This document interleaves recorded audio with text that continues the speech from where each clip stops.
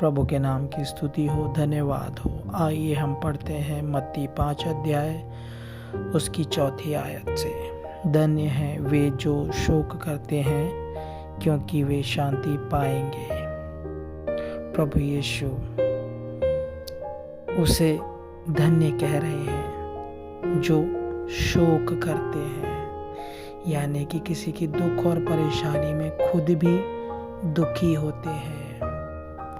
पौलुस भी इस विषय में रोमियो की पत्री में कहते हैं कि आनंद करने वालों के साथ आनंद करो, रोने वालों के साथ रो। और हम इब्रानी 13 अध्याय उसका 3 में पढ़ते हैं कि कैदियों की ऐसी सुधि लो कि मानो उनके साथ तुम भी कैद में हो, और जिनके साथ बुरा बर्ताव किया जाता है उनकी भी यह समझकर सुधि लिया करो कि हमारी भी देह है। और जब हम ऐसा कर रहे हैं तो प्रभु का वचन ही हमें बताता है हम किसके साथ ये कर रहे हैं। आइए हम पढ़ते हैं मत्ती 25 अध्याय उसका 34 से।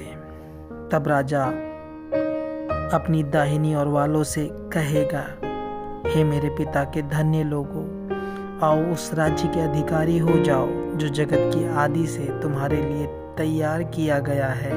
क्योंकि मैं भूखा था और तुमने मुझे खाने को दिया, मैं प्यासा था तुमने मुझे पानी पिलाया, मैं परदेसी था और तुमने मुझे अपने घर में ठहराया, मैं नंगा था तुमने मुझे कपड़े पहनाए, मैं बीमार था तुमने मेरी सुधि ली, मैं बंदी गृह में था और तुम मुझसे मिलने आए।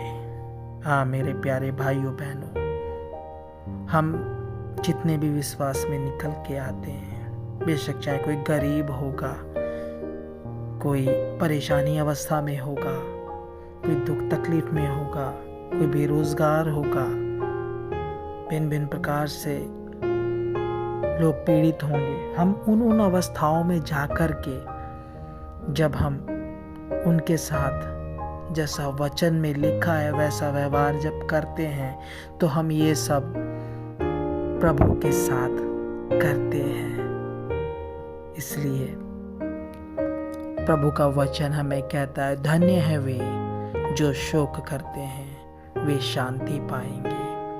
जो प्रभु का राज्य आने वाला है उसमें वो शांति और आनंद हमें मिलेगा, क्योंकि प्रभु कहता है मत्ती 25 का 40 में, तब राजा उन्हें उत्तर देगा, मैं तुमसे सच कहता हूँ कि तुमने जो मेरे इन छोटों से छोटे भाइयों में से किसी एक के साथ किया वह मेरे ही साथ किया।